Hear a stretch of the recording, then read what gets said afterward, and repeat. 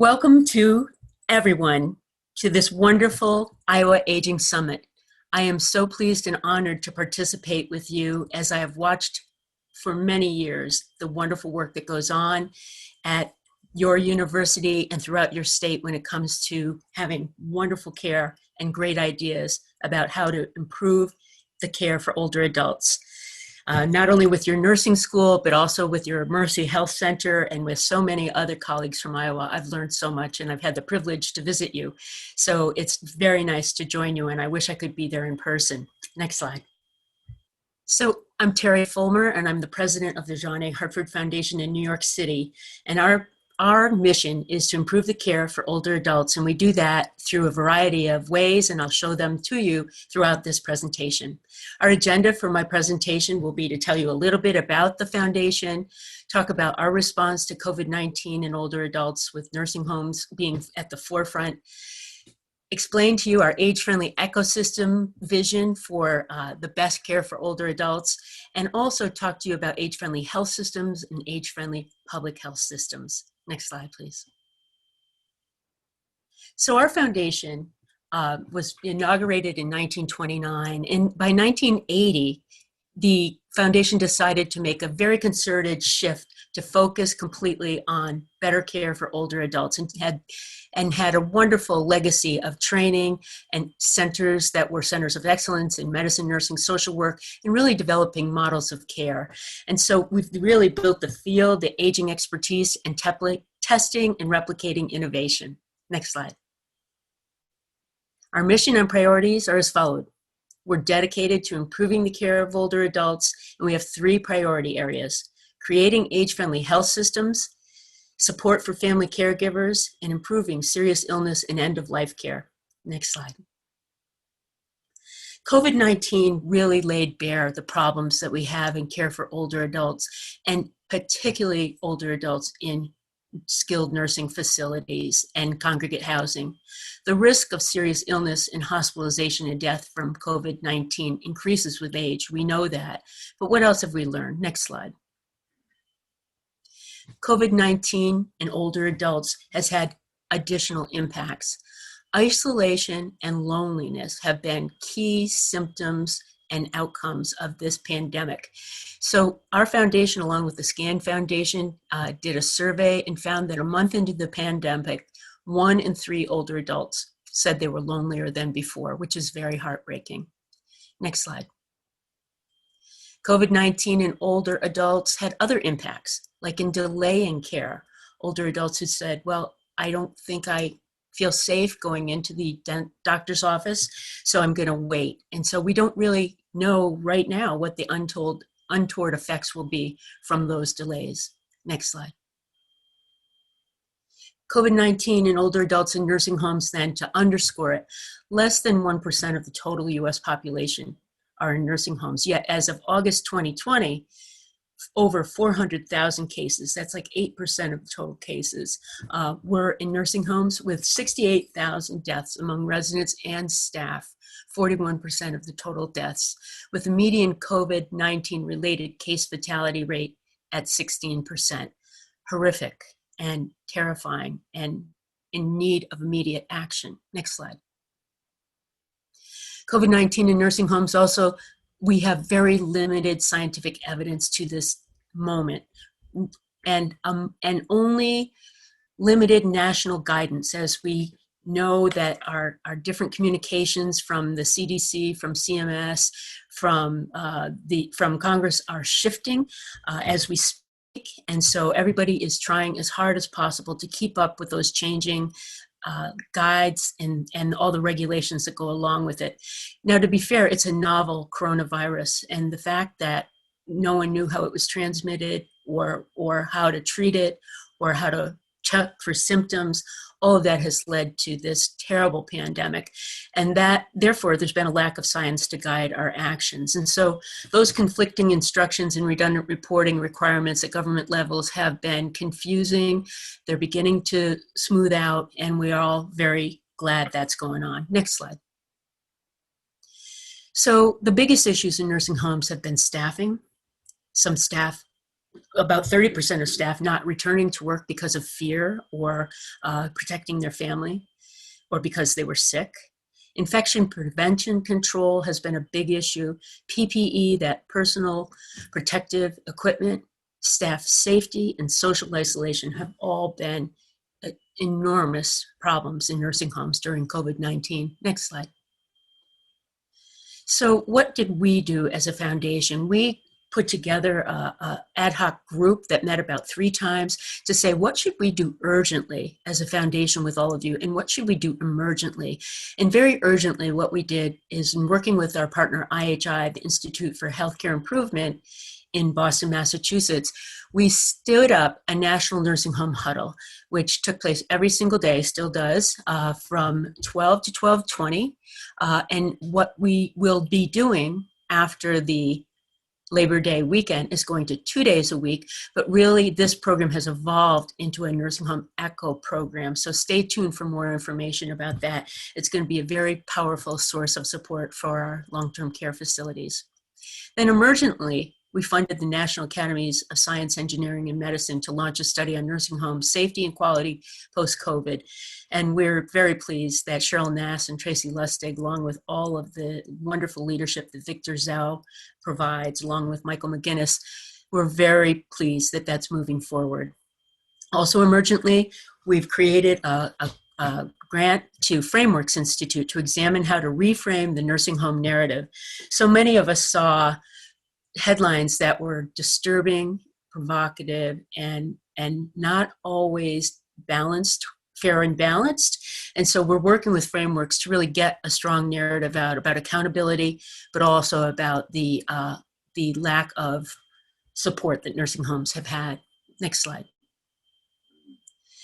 Well, it's clear that we need an age-friendly ecosystem. And as I speak to you as an Iowa Summit, I am not talking to you about hospitals or nursing homes. I'm talking about a whole ecosystem, an age-friendly ecosystem, which brings together all of the threads that we've been talking about since the early 2000s, really started by WHO, related to age-friendly cities, age-friendly states, age-friendly health systems, and age-friendly public health systems, which I'd like to say more about in just a minute.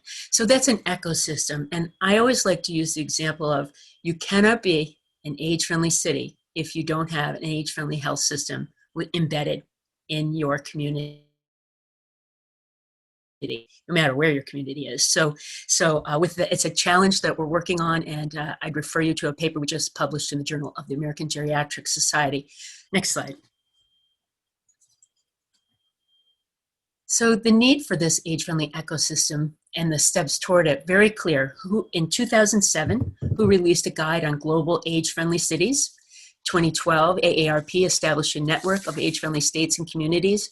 2017, the Foundation and the Institute for Healthcare Improvement with the American Hospital Association and the Catholic Health Association introduced the concept of age-friendly health systems. And because cities and communities cannot be age-friendly without age-friendly care and health systems, we believe that this is the right model. Next slide, please. So age-friendly health systems, what am I talking about? An age-friendly health system is an initiative from the John A. Hartford Foundation and the Institute for Healthcare Improvement in partnership with the American Hospital Association and the Catholic Health Association of the United States. Very powerful partners. Next slide. And it's a growing movement, and one we're very, very pleased about. We are now in all 50 states, several additional countries, and what we like to tell you is that we also have over 804 sites that have been designated as age-friendly health system participants. And that's as of July 2020, so the number is probably even higher now.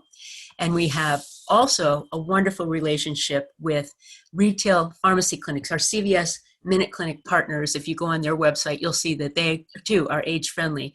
And our long-term care communities have also received recognition. Sites is active in all 50 states. Next slide. So our partners, we're very proud of them. If you take a look at our growing number of stakeholders, each of them are absolutely essential to this social movement where we want every consumer to say, I demand age-friendly healthcare. and can you deliver age-friendly healthcare? So we're very proud of all these organizations, and we welcome all additional organizations to join us because we need you. Next slide. Why do we need age-friendly care? Well, I'll state the obvious to this group because you've had many summits on aging. Demography. We've been watching that curve for decades, and it's finally time. There's a reckoning coming up. Complexity. We know that older adults have very complex health conditions and that they suffer disproportionate harm, and that the growing number of older adults in our health systems requires a different approach to care. Next slide. We have a no-do gap.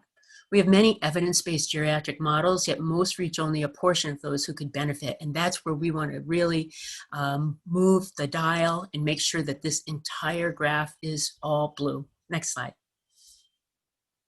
The solution, we believe, is an age-friendly health system solution built on a social movement so all care with older adults is age-friendly.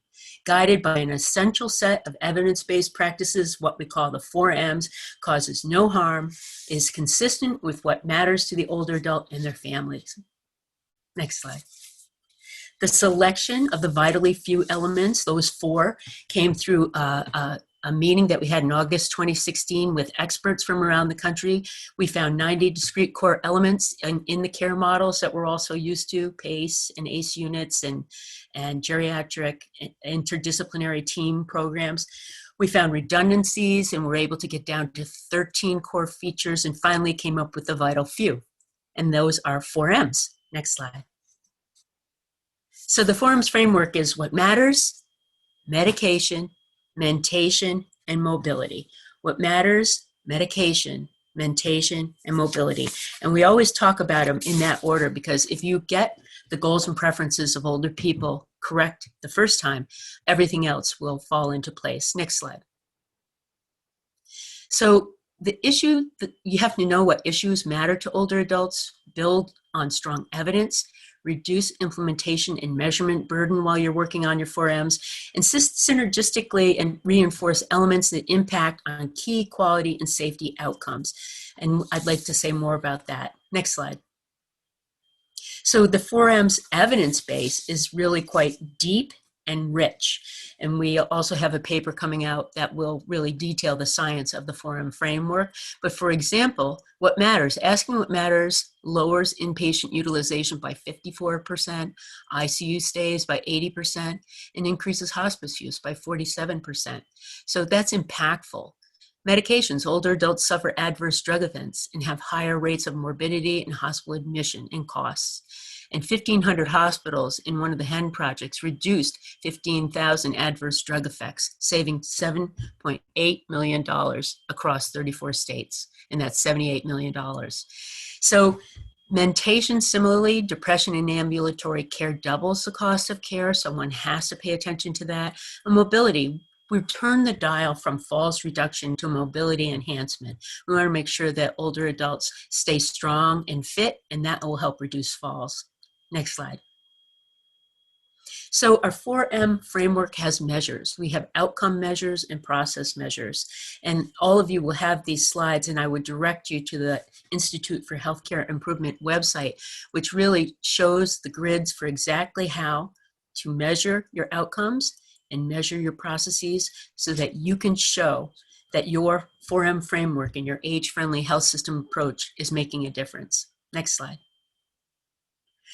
Well, I mentioned CVS Minute Clinic, proud partners with them, and they have made such a commitment. As we began this program, we asked the Francis Payne Bolton School of Nursing at Case Western to be the academic partner on this project, and that has meant that all 1,100 Minute Clinics have embedded age-friendly 4M into their care and into their electronic health records. And they've committed and trained and educated 100% of their nurse practitioners and physician assistants, along with all their clinical providers, in building the 4M model into their care. So this means that when you go to a CVS Minute Clinic, you're very likely to get a pamphlet that teaches you about the 4M age-friendly health approach so that you can also take it to your next physician appointment if you have a primary care provider that you really want to engage. Next slide. I show you this just to to give you an example of how the CVS Minute Clinics have built the 4Ms into their epic electronic health record. And it's a thing of beauty where you have your 4Ms listed down the left and exactly how to click on those panels to the right. And CVS has been so generous with the way in which they've shared what they've learned and how to do it with everybody else that needs that leg up. Next slide. So the retail care clinics, this is their consumer materials that if you go in, you will be able to pick this up. And it's a teaching material that's been so valuable to this effort to really help people frame what they want to do to get at this constellations of symptoms or disorders that can happen as you get older and have an additional number of chronic diseases or disorders. The days of looking at one disease at a time are really gone for best practice in geriatrics. We really need to knit it together and make sure that we are thinking about clinical care outcomes across different diseases. Somebody with congestive heart failure will necessarily want to pay attention to all 4 of these elements, but so would somebody who has advanced stage breast cancer. So it's very important. Next slide. This is a clip that we're going to show you in just a minute with our age-friendly care helping consumers understand the 4Ms. We believe it's very important not only to drive consumers to ask for age-friendly care, but also to have the clinical team ready to deliver age-friendly care. And let's see if we can get this to play. I'm here with Terry Fulmer and Marcus Escobedo from the John A. Hartford Foundation. It is so nice to have you here today, especially at a time when we really need to consider the older adults in our lives. Terry, tell us about the John A. Hartford Foundation. Our foundation has a critical mission, and that is improving care for older adults. We do that through 3 approaches: creating age-friendly health systems, supporting family caregivers, and improving serious illness and end-of-life care. So Marcus, how is the foundation helping older adults? For nearly 40 years, the foundation has provided grant funding to outstanding organizations that train healthcare professionals and help doctors, hospitals, nursing homes, and health systems deliver the best care possible to older adults. And we do that through a set we call the 4Ms. Let's dive a little deeper into the 4Ms. Tell us about what matters, the first M. What matters is the starting point, and that means reduce unnecessary care. You have to be listening and you have to be moving the care plan ahead according to the older person. And Marcus, what about medication? What should we know? As you get older and you have more medications, it's important to talk to your doctor, your pharmacist, all of your healthcare providers about all of your medications, including over-the-counter drugs and supplements. Can you describe mentation? Mentation is really about your mood and your memory. That also means whether you have depression, whether you feel socially isolated, whether you feel lonely. As you get older, if you see patterns that are excessive and lead to concern for safety, then it's really important to follow up with your healthcare provider. And then the last is mobility, Marcus. Mobility is all about moving around safely to do what matters to you. Exercise is key to maintaining your mobility as you age. So talk to your healthcare team. They can help you set a plan, set goals, and improve and maintain your strength and mobility. Terry, Marcus, thank you so much for being here. And if our viewers want more information, where can they go? We welcome all of you to join us at johnahartford.org/age-friendly. Thank you again.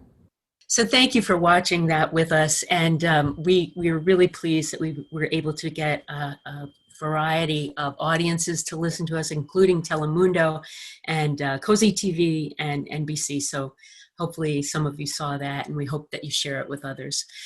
So shifting gears a little bit, let's go to our next slide, and I want to express our firm commitment to creating age-friendly public health systems. And so public health is in stark relief right now as we look at COVID. But what we all know is that our public health system has been underfunded for many years now, and it's time to really shine a light on that element of our health system to shore it up and make sure that they're also contributing to the age-friendly movement. And I'm very pleased that we're working with Trust for America's Health, Washington-based organization that leads in the public health arena. So federally, there's no CDC Healthy Aging Unit, and the state and local public health offices often lack funding and expertise in aging. Currently, public health aging work has been quite limited: falls prevention, vaccinations, and a little bit about dementia care, but we're trying to change that. Next slide. In partnership with the Age-Friendly Public Health Initiative at TIFA, Trust for America's Health, we want every state and most local health departments to have age-friendly specialists or divisions which promote overall health and well-being, not just one or two health risks, that create conditions in home and communities that foster good health, and develop partnerships with the elder services and networks in healthcare in their region. Next slide. So we in this partnership with Trust for America's Health, we made a small grant to get the project underway. And the goal was to build a framework and really do a pilot in Florida, which seemed like a very reasonable place to start, to create a model for states and local areas across locals around the nation, and to build national support for public health's role. Next slide. Age-friendly public health systems, we had hoped that we might get 15 counties, and we got 37 counties in Florida to join us, 2/3 of the state population engaged in learning and action networks, training, and providing technical assistance and providing tools, and linking to the AARP age-friendly and dementia-friendly healthcare efforts. We're now moving into 2 additional states, which will be announced shortly, with 13 in the queue. We want every state to have age-friendly public health. Next slide. So at the foundation, what I would say is we are enthusiastic, and never have we had more purpose and more determination to get our work done. And I'm grateful to all of our staff at the foundation who work tirelessly to work with our grantees, work with our national organizations, and so many other constituents. And I'm delighted to show you Don Berwick's picture here, where Don serves as chairman of our Age-Friendly Health System Advisory Board, and you couldn't get a better chair than that.